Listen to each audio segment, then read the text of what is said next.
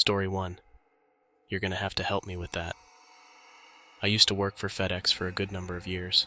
Most days the job was pretty straightforward. You drive, you deliver, you chat with folks, and you move on to the next spot. But there's this one day, one particular delivery, that I'll never forget, even after all these years. It was the scorching summer of 2008. If you've ever been to Mississippi in the middle of July, you'd know what I'm talking about. The air so thick and humid you could almost slice it. I was out on my usual route, which took me through very old small towns. Some of these small towns can be a real pain for delivery. Instead of neatly packed houses, they were spaced weirdly apart. This can be a pain too if you're going from town to town, especially when you're trying to finish your rounds before sunset. One evening, I was already running late. I remember pulling up to this isolated, run-down, double-wide trailer. It was dirty and disgusting. It was one of those places that you wanted to pull into, get your job done, and get out. My task was to deliver this odd box. It was heavier than it looked, filled with what seemed like glass bottles or something. And here's the kicker.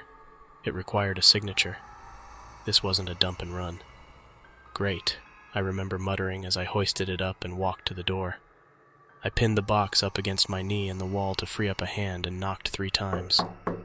Silence. A couple more knocks, a bit louder this time. The door opened just a sliver, revealing a man who looked to be in his 50s, but life hadn't been kind. He was more disgusting than the house itself. Deep lines carved his face, and his eyes darted around nervously. He seemed taken aback by the delivery, and even more so by its size. "You're gonna have to help me with that," he mumbled, stepping aside to let me in. The inside was unlike anything I'd seen. Piles of old newspapers and magazines, stacked so high they looked like they could topple over any minute. Dirty dishes lay scattered around, and the smell, it was a mix of mold, rotting food, and something else I couldn't put my finger on, but it was foul. I stood for a minute wondering where in the hell I was going to put this box. "This way," the man said. Swallowing my discomfort, I followed the man through a dark hallway.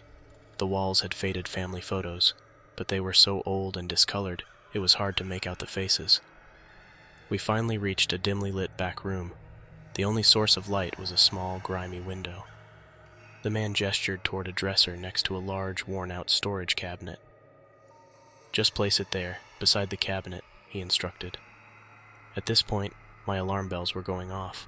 It felt like something completely eerie was about to go down.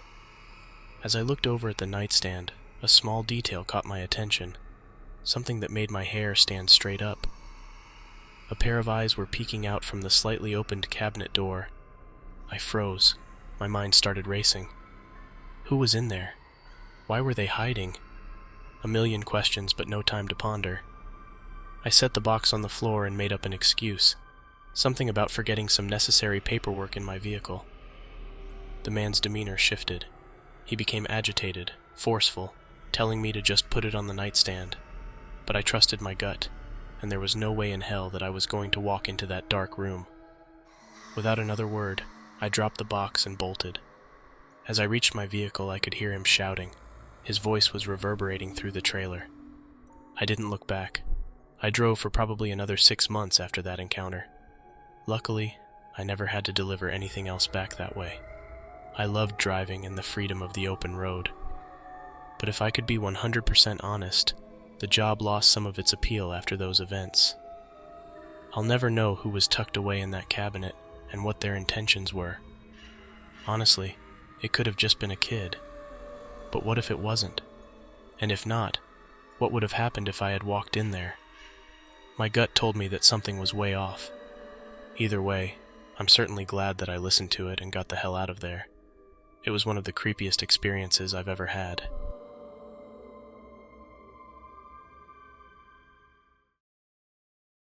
Story 2. That one damn address. I always liked being a delivery driver. There's something about the freedom of the open road, the wind against your face, and the joy of not being trapped behind a desk from 9 to 5. It was mostly a smooth gig, except for that one damn address. This place gave me the creeps. At the beginning, I didn't think much of it. It was just another house on my route. But over time, it grew odd. The house sat on the outskirts of town, at the end of this long driveway. Every time I pulled up, I'd see that beat-up old blue truck. Man, that thing looked like it had been through hell and back. There were always signs of life inside the house, maybe a TV or radio, and every now and then a flicker of movement behind a curtain. But no one ever answered the door. I'd knock, and like clockwork, everything would go silent. It was as if I'd entered some strange void where time stood still. Over the years, I noticed a weird pattern. Some weeks I'd be delivering packages there every other day. Then, there would be long stretches, months even, with nothing. One day, due to some scheduling screw-ups and delays, I found myself headed out to that creepy address way past my usual time. It was already dark. As I drove down the long driveway, I noticed the absence of that old truck. The house was pitch black. No lights, no sounds, nothing. I walked up to the front door, package in hand. Out of habit, I knocked. When I did, the door creaked open just a few inches. I remember thinking, oh man, this is so creepy. The lights coming off my truck were enough to give everything that extra touch of dread and eeriness. Though I shouldn't have, I pushed the door open a little bit more to take a look inside. Dirt, dust, and what looked like muddy footprints were everywhere. I yelled out a "hello," but got no reply in return, not that I was expecting one. I thought maybe the owner left in a hurry and forgot to lock up. I pushed the door open a little further, just enough for it to let out a loud creak to really get my heart pounding. I slowly leaned forward to take a small step inside. Again, I know I shouldn't have been doing this. I guess somewhere in the back of my mind I wanted to know what went on behind that door. The owner or owners never answered the door, and I guess my curiosity wanted to know if there was something going on in there.